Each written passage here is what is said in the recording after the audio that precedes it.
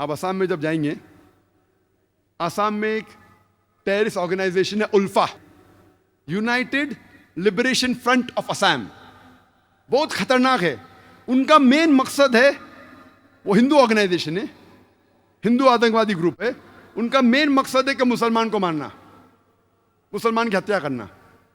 और आपको पता है कि चंद सालों में उल्फा, सिर्फ उल्फा ने, ये 2 साल के पहले का स्टैटिस्टिक्स है, अभी अपडेट नहीं किया हूं मैं, 2006 तक के उल्फा ने 749 टेररिस्ट अटैक्स किए।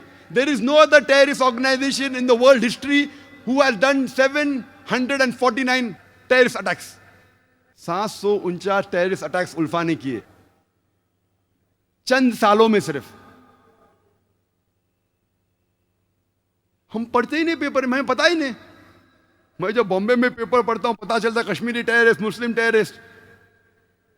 जब मुझे कश्मीर लोग काफी बुला रहे थे तकरीर करने के लिए, और मैं सोच जाऊं क्या नहीं जाऊं, जाऊं क्या नहीं जाऊं, फिर 2003 में सोचता हूं मैं जाऊंगा। अल्हम्दुलिल्लाह वहां की गवर्नमेंट पूरा इंतजाम करती है। और 14 साल के बाद सबसे पहली बार खुले आम पोलो ग्राउंड में तकरीर करने की परमिशन देती है। माशाल्लाह 1 लाख से ज्यादा लोग वहां मौजूद होते। मैं सोच रहा था मैं जाऊं क्या नहीं जाऊं, हालात बुरे हैं। मौत का तो डर नहीं अल्हम्दुलिल्लाह अल्लाह के काम के लिए, बस सोच रहा था अच्छी फिजा है कहने गया मैं। फौरन गवर्नमेंट ने मुझे 2 पुलिस ऑफिसर दिए स्टैंड गन के साथ।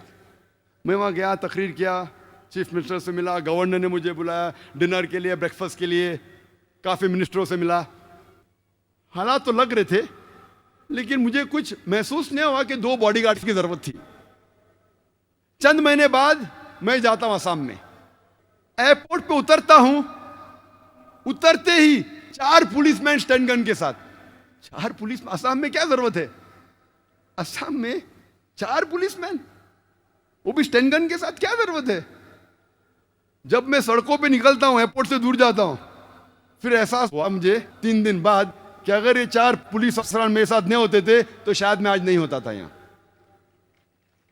हमें तो पता ही नहीं असम की हालत क्या है। असम में इतने आतंकवादी हमले हो रहे, हमें पता ही नहीं है। मुझे तो बिल्कुल नहीं पता था, मैं न्यूज़पेपर पढ़ता हूं हमेशा।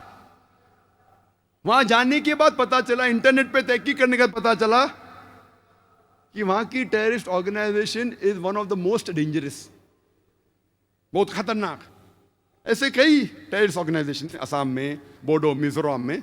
कई क्रिश्चियन ऑर्गेनाइजेशन है, Mizo Christians, Christians of Naga, वो भी आतंकवादी हमले करते।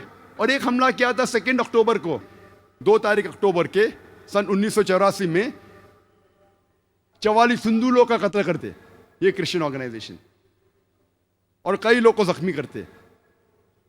खाली क्रिश्चियन लोग ने कितने हमले किए हिंदुस्तान में वक्त नहीं है, क्योंकि 10 बजे तकरीर बंद करना है हमें। लेकिन सबसे ज्यादा जो हिंदुस्तान में अगर डर है कोई टेररिस्ट ऑर्गेनाइजेशन का, वो है माओइस्ट। ये माओइस्ट लोग according to police records, Hindustan में 600 डिस्ट्रिक्ट है, 600 डिस्ट्रिक्ट में से 150 से ज्यादा में इनका होल्ड है माओइस्ट लोग का। और ये इतने खतरनाक है कि पूरी पुलिस स्टेशन को तबाह करते हैं। पुलिस स्टेशन को, जो गांव उनके खिलाफ है, गांव के गांव को तबाह करते हैं, हमें पता ही नहीं। और जो सिक्योरिटी एक्सपर्ट जो लिखते हैं इंडिया के, और एक आर्टिकल आया था टाइम्स ऑफ इंडिया में जिसमें लिखा था, स्वामीनॉमिक्स के अंदर स्वामीनारायण लिखते हैं कि मुझे ये नहीं पता लगता कि क्यों ये इंडियन गवर्नमेंट मुस्लिम टेररिस्ट को इतना इंपॉर्टेंस दे रही है। सबसे ज्यादा नुकसान जो इस देश में हो रहा है वो माओइस्ट के जरिए। ये माओइस्ट लोग जब हमला करते, पूरे पुलिस स्टेशन को तबाह करते, गांव के गांव को तबाह करते। 600 डिस्ट्रिक्ट्स में से 150 से ज्यादा उनका होल्ड है। 1/3 of the India they have covered. 1/3 हिस्सा। कितने लोग माओइस्ट को जानते हैं? हाथ ऊपर कर सकते? 50,000 लोग तो होंगे, तकरीबन 100 हाथ दिखते। शायद आपने मेरी तकरीर सुनी होंगी अंग्रेजी की, इस टेररिस्ट मुस्लिम मोनोपोली, हो सकता है वहां भी मैंने कहा था। और 2 साल पहले तकरीर करने के पहले 9 सितंबर 2006 में एक आर्टिकल आता टाइम्स ऑफ इंडिया में कि पुलिस ने